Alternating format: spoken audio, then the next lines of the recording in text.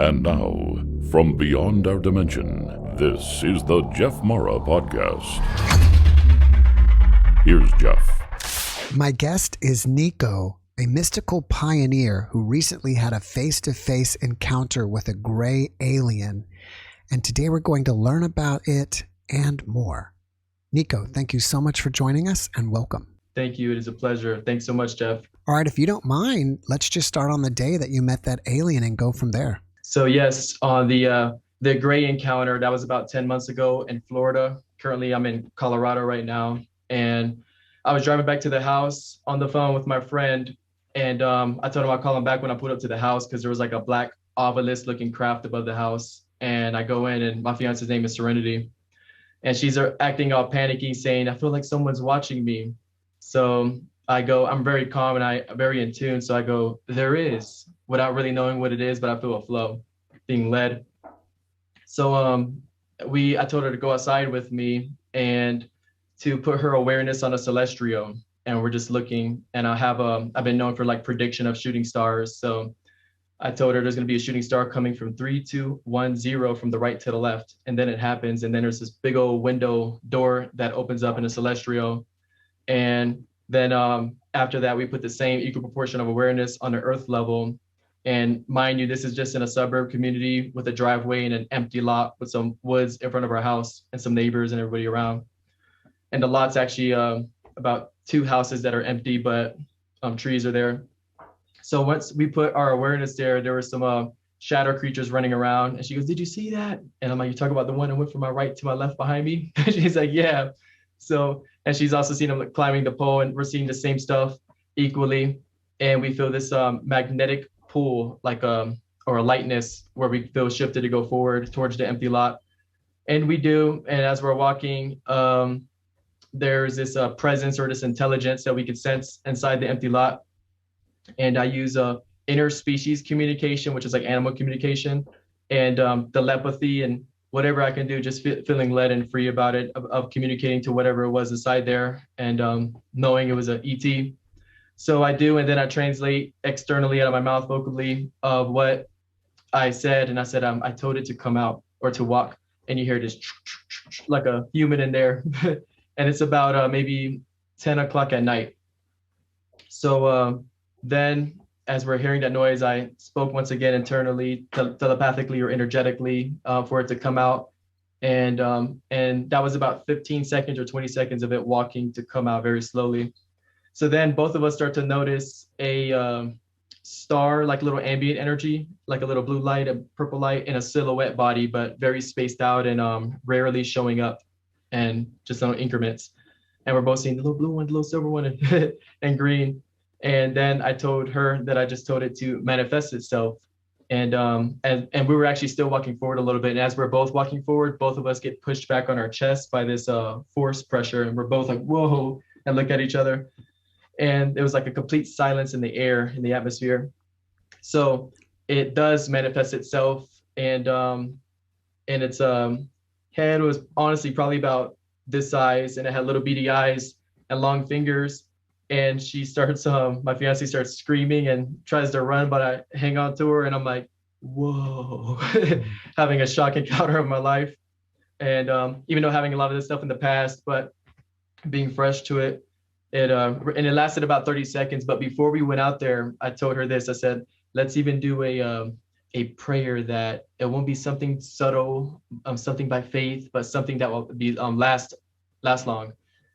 So that happens, and as she's screaming for like 30 seconds, we're just going eye to eye with each other, the gray and I, and it just looked natural, observing, and then it started to fade away after about 30 seconds, just back into invisibleness, and the stars went back again, and then it left. And later, naturally, in fight or flight later, we started to go outside again, having this little slight of fear here and there, or to walk out that came. And she wanted to tell everybody about it, and she's not really the type of person that talks about this type of stuff or anything like that. But people weren't believing, and but our family does because they know, our close friends. But that was about 10 months ago, an amazing experience, and it shifted on to many more. Did you see a ship anywhere? When I pulled up to the house, above the house, there was a black office looking craft. And it was it was pitch black, but you can still see it. Now, it sounded like you said that this has happened before. Can you Yes. tell us about other UFO experiences? Definitely. As far as I can remember, even I'll start off with some basic stories and I'll fluff right through them.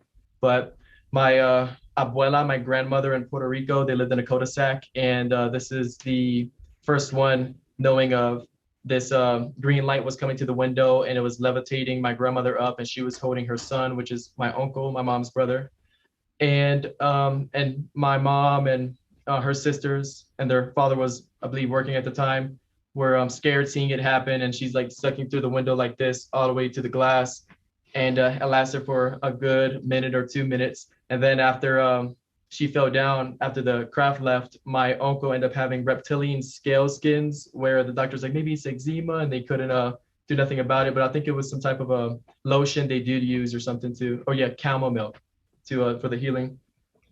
And then and my uncle didn't know about it. He ended up getting interested in extraterrestrials and all the rest because he was a baby at the time.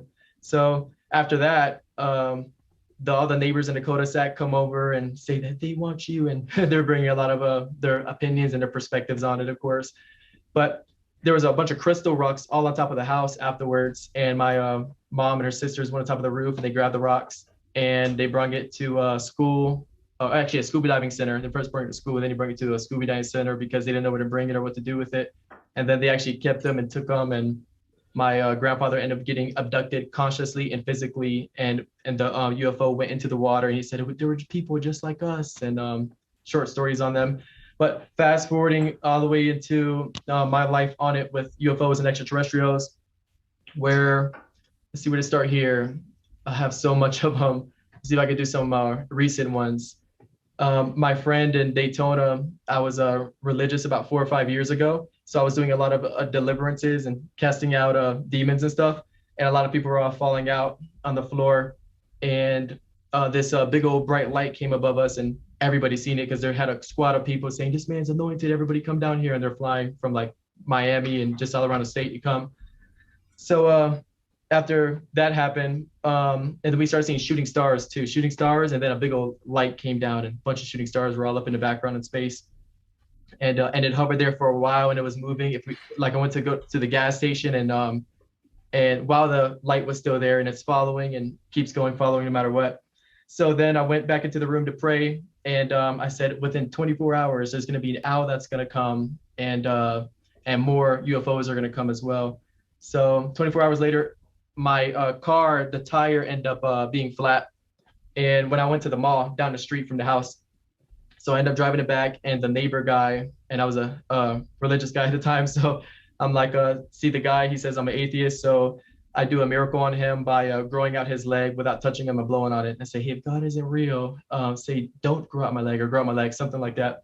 And it's happening to him, and the guy's like, oh, whoa, and he was in the back of my Infinity SUV trunk, and I just popped it open where he could sit down and grow the legs out. And then my friend goes, Nico, and points to an owl. And then the owl actually comes and flies towards me, where I had to move out the way like this with my hands. And then we started seeing a bunch of shooting stars again, which was the 24 hours from there. And a bunch more crafts just sat above real low. And that's lasted about 3 or 4 hours. And everybody was calling our families to come over here and see it. And then later they just took off. Then, and this one's a really wild one. I'd love you guys to hear this one. So if you guys are familiar with the ambient energy that's outside when you look in the blue sky and you see the static that looks like confetti, it's like matrix binary code, zeros and ones, staticking everywhere. So I started playing with that some years back and intensifying my awareness on it. And there was one spot that was really, the protein of my eyes were attracted to the light somewhere over there. So I'm looking, and I was actually on the phone with a friend of mine, and this is at front of my mom's house. And this craft comes out of nowhere, out of a dimension, and starts wobbling like this. And I had enough time to go inside and grab my mother to come out and see it. And it goes all the way towards the sun and shoots, and you just can't see it because of the brightness of the sun eventually. But tons more, but really neat. I was reading about you, and in your bio, it says that you are the founder of the School of Mystics. Can you tell us about what that is? Yes, sir, definitely. So a lot of the teachings that I show have mystical explanation, or most of the time nonverbal for explanations dealing with energy work. So in the school of mystics, it's a school of superpowers and abilities, and they're being taught on the mechanics of them in great detail, where a lot of people say you can't teach this stuff, and it's actually being taught. So I'll actually use Yoga Sutra, I'll use the Bible, even the Quran in a lot of my teachings for my individuals to meet them at their faith level according to where their doctrine is. Or I'll even use universal language as the anatomy. Like, for example, for teleportation, here's an example here. You'll use your intestines and some of the chakras in a certain order. But the intestines has to do with transporting liquids to solids or toxins. And whenever I feel for healing that there's something going wrong with like a tension or something in somebody's body in that stomach area, then they're having a car issue or a transportation issue. So I can use universal languages, the anatomy. The feet is the foundation of your thought life. Shoulders. In Isaiah, you carry heavy burdens in the book. And plenty more. The fingers are the details of your life. Heart is love, fear, and kidneys, examples. But teaching superpowers and abilities as of moving the wind, aerokinesis, harmonization with the elements, levitation, invincibility with chi and the fascia, and taking it to the next level. How did you start your spiritual journey? Was there something that happened to you supernaturally? I've actually grew up in it with my family, my grandparents and my great-grandparents having a background in voodoo.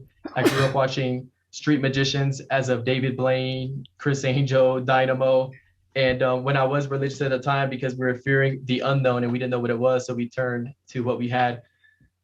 I was having a reverence of how are these people having more power than Jesus or having more power than God.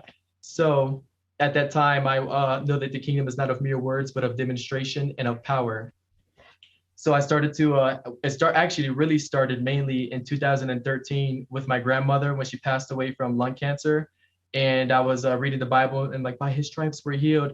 And I didn't see the appropriation or the stuff that happened in the Bible being demonstrated in real life. And I'm like, what's going on with me? And I'm hearing it's all in God's timing. And then I'm reading contrary verses as well of we have the power to heal the sick and etc. So I did a 2-year fast in my bedroom, and I go 2 weeks at a time with no food or no water. I take paper all around my room, and I would draw mosaic hieroglyphic or pictograph, like pictures. And my parents that would come in at that time would say, it's like Einstein up in here. And then down the road, when I went to some churches, I keep seeing an angel of Einstein, not the hair. But it has started like that. And then I end up walking out in power when I seen or realizing it, when my neighbor was having a nervous breakdown, cussing God out in the sky. And I stuck my hand out with compassion to see if she was all right. And she fell down and got healed. And she was a sick lady with a lot of stuff. And then my father said, my son's anointed. Then I went to all the neighbors' houses and started doing mind reading or word of knowledge, telepathy and healings, and started going from there. Did you learn how to use your energy to heal people, or how did you get this ability? Before I'll go to bed, I'm either watching videos of people doing a lot of healings, and I pretty much reprogram my subconscious mind by the writings that I had on my wall, my hunger for it. It drove me to the end where it was like something that you hate in life that you have a purpose for, and it drove the passion there. So when I would go to sleep and I'm real drowsy and I started seeing my pictures and everything move around, but as I was going to bed, I'll say like prayers like, oh, give me your healing power. And I wake up, give me your healing power, consistently, where I believe that I got reprogrammed and transformed and through those times. What are some of the superpowers that you guys are teaching? We're teaching pyrokinesis as of working with the fire element, and it bases off of integrity to do what's right legally and morally, or by the golden rule, do unto others as you would like them to do unto yourself. So the superpowers are actually side effects of our identity walking in unconditional love. So if we go outside and we play with nature, it's going to read our energetic signature. It's going to read our personality or the name that we carry, our identity, without separating ourselves and seeing the oneness in it. So it's going to read unconditional love, and I'm seeing a plant, like I'm seeing my mother with no separation, or my dog, and the matrix won't shut me out, and it'll let me play, and it'll let me enjoy, and it will start to react and harmonize and magnetize. And then I can add my own style to it as I'm harmonizing with nature. So we teach all types of kinesises as we're growing and learning all together. We do different training as there's so much of them. Actually, let me show you this right here.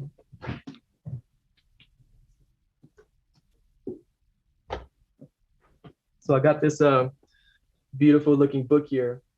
Yeah. It's really nice. And some of the chapters there, as you see, we have information of the chakras, meridians, biofield, telepathy. We have time travel, age reversal, teleportation, invincibility. And we got a little bit more here. I think it's blurring out. Well, I can see it, yeah. There's like about 30 chapters. Oh, yes, that's right. Summoning and importing objects, teleporting coins out of thin air that you don't have with you, or teleporting an object that's local. Many different wild and cool stuff. Mind opening, tapping into the full potential. What, in your opinion, is consciousness? Consciousness is the experience or the being itself.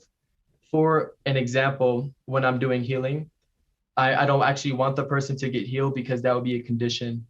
And consciousness could be programmed or it can be unconditioned consciousness. So to me, unconditioned consciousness will be the oneness of the universe of God. And then consciousness itself would be when we come into this body and we start conditioning it.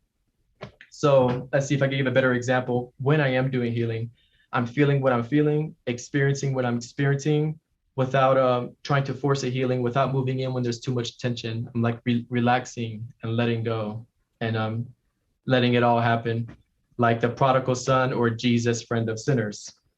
I'm embracing it where it is. So what do you think happens after we die? Well, I believe all the related NDE stories and people's experiences are telling the truth. Like when people die, there's many examples through their own expression. And sometimes some people see a little hole and they end up going through it. They end up seeing fractals of souls and faces that they felt were ancient or themselves.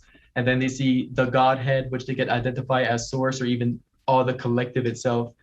And they're either finished their purpose and they move on. And the thing is, even with those questions, I love a lot about life. I love all the wonder, the unknown, and the mysteries. So I believe it's always a continuous mystery, even when we die. But I believe all the NDE stories and those combined are telling the truth.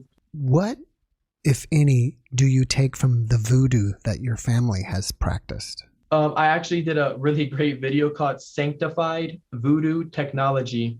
And what I've learned and what I've seen from voodoo through all these years and where I'm at today is that everything is neutral completely and everything can be programmed according to the mind of man. So with that being said, let's see where to start. Where you actually look in the Bible and you see all the saints doing voodoo. They're like cutting hair, putting it on fire, writing letters and curses on different things. But it can be used for either or neutral. It's neutral, but it could be for positive or negative. And the word voodoo can be deemed as that. So they call it like white magic or black magic. You know, everyone's pretty much doing voodoo with their own imagination and such way or form. It sounds like to me you're saying voodoo is kind of energy work and you can either use it for positive or negative. Yes, sir. 100%. That's absolutely right. It was a terminology used. Usually I think when people think of voodoo, they think negative things about it. Yes, that's right. Because the word attachment, when you say elephant, they think of elephant. And here's a great one too as well, where I found out recently, when if I ever do like words that I don't know and I go Baranasututu, that doesn't mean nothing to me. So therefore my mind can't put a picture on it, and I'm able to clear my mind. And once my mind is clear, I feel peace, and I'm able to paint my imagination with no distractions and end up having a great manifestation come about. Can you give my audience any tips on how to develop their own superpowers? Definitely. The most basic tip that a lot of you may have heard before is when you start playing with energy around your hands and making a chi ball like this by just feeling the sensation. But in order to get there, a really important tip, even if someone has trouble sleeping, is if you relax your face first and your jaw, the jaw carries a lot of tension, then your body will be able to relax. and then you can get yourself into a brainwave state called alpha. And an alpha state is a state where you get to operate a lot more than you can on beta brainwave. So beta brainwave is the 5 physical senses, which you're aware of when you're waking up from bed and you start your day. And there's a cool Bible verse that says Jesus could not do any miracles in his own hometown. And it means in beta brainwave, in the flesh, in your comfort zone. But whenever we relax by taking a couple of deep breaths, many ways, or even listen to a meditative song that really inspires you, then you're in alpha brainwave. So example would be I just relax a little bit, or we don't have to even physically breathe in front of somebody like that as well. Relax. And then the face and body. And then if you put your awareness by feeling the tensions or the little pokey stuff in your hands, even if you don't feel it, you can just be aware of the remembrance of it, and you can start having that impact. And doing this on a daily basis, and you start playing with aluminum foil or even paper, you'll be able to start moving objects very fastly. So that's a great tip. And one more, since a lot of those probably heard the Shiba one as well, is whenever you're about to go to bed, it's called the brainwave theta and delta, and you're in that drowsy state. It's your highest manifestation time. So what I do is I actually have action figures, like toys, and I'm playing like a child in the kingdom. And I set up, instead of a vision board, I have a 3D vision board with the toys. And I'll have either Bruce Lee, someone like me, or IP Man, or even John Wick. And if I'm going to a church or a meeting, whatever, I'll have him with a microphone, and I'll have a Goku the Angel toy or something, and some people that are in wheelchairs on some toys that I got on Amazon, and then they get healed. And I work on different imaginations like that. And one more tip, guys. This one's one of my favorite. So back here, actually, I have movie prop money of hundreds of dollars of bills. And since the subconscious mind does not know the difference between what is real and what is fake, I use that to count. And every dollar has an assignment, and I'll have budget, I'll have car insurance or family vacation, and I'll put all that there, or giving away to somebody for charity. And I'll start to get the goosebumps. And once you get the goosebumps, it means your wish fulfilled has been externalized. And if you record it with your phone, you see orbs come out of your body, or energy or electrons shoot out, bam, that it's been done, and it must come forth.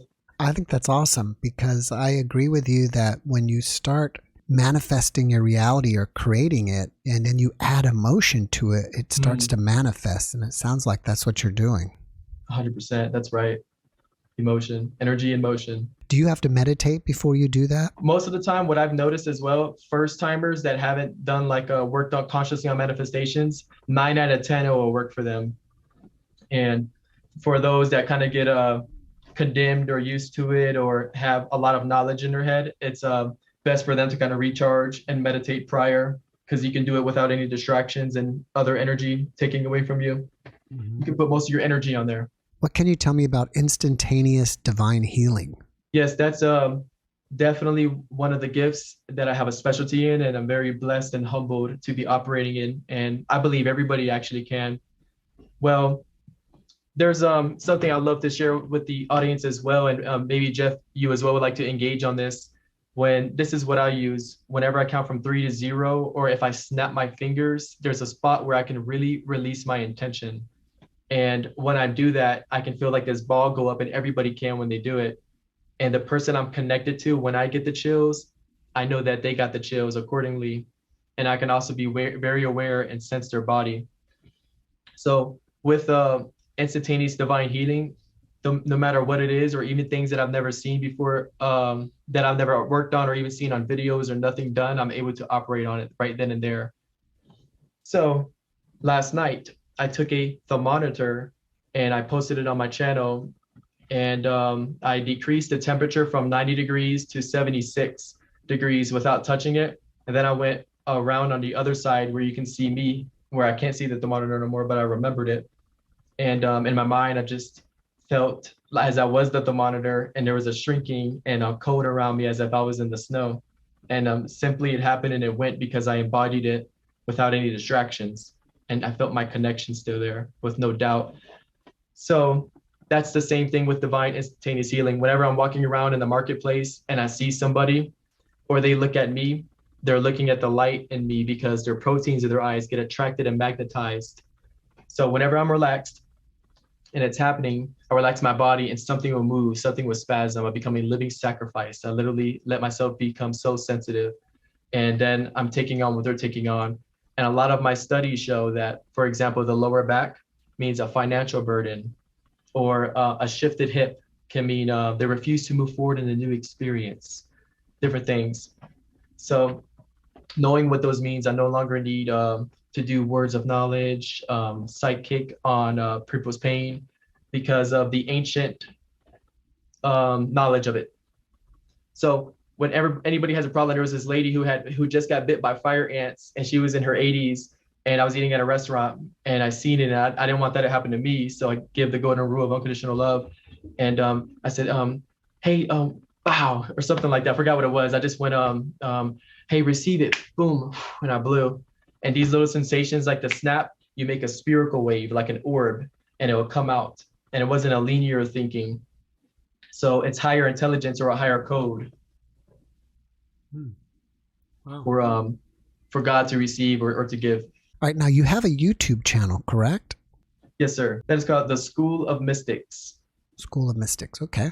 I'll leave a link to that in the description. If people want to reach out to you and ask you questions, are you open to that? And if so, how do they reach you? Very, very open to that. And I've always been. And they can just reach me through all my social media platforms, TikTok, or even the website, theschoolofmystics.com, Instagram, Facebook, email address, and YouTube. Enjoy the videos. There's animal communication on there, lightning interactions on point and on demand, the whole 9 yards. Besides the School of Mystics, what else do you got going on? Well, right now I'm a life coach, a pastor, a mystic teacher. I am actually filing taxes every season. I've been the manager since 2015 at tax office back in Florida. So now I do it remote, very proficient. And I also have crystals that get imported from me from different caves, and I make different wands and different objects and bless them and for our guests. All right. Well, before we finish up, can you leave us with one last positive message? No matter what's going on in life, and this is, you may have heard this many times, if you embrace everything with joy, if you actually do the opposite with your affirmations, and I want to share this with you guys. I had a lady with cancer that was in my healing course, and I told her to say this, say, I love cancer. And she was religious, and I told her to say, cancer is the Holy Spirit, because it says in the Bible, God is in, through, and as all things, and the Holy Spirit is your masterful teacher. So after that affirmation, she felt triggers. She felt like, I don't know, how can I say that? And she felt reactions within herself, intention and judgment and conditions. And when she actually let it go, I have a testimony from her. She was healed of cancer after getting her results back within 4 to 5 days, I believe. And that shows your triggers by having the opposite affirmation, because Job in the Bible says, I feared the thing that's come upon me. But when you have no fear from it and you don't feel the triggers, then you're set free. Thank you for that message. And Nico, thank you so much for being our guest today. I really appreciate you, and I wish you the best. Love you so much, Jeff. Thank you, guys. I give y'all the best hug. Love y'all. Thank you. Love you too. And have a great rest of your day. You too. Bye-bye. Bye. Thanks for watching the JeffMara podcast. I really appreciate you. Another way to show support is through YouTube memberships. And if you do, there are loyalty badges and other perks depending on your level of membership. All you need to do is click the join button underneath the video to find out more. Thank you for your support.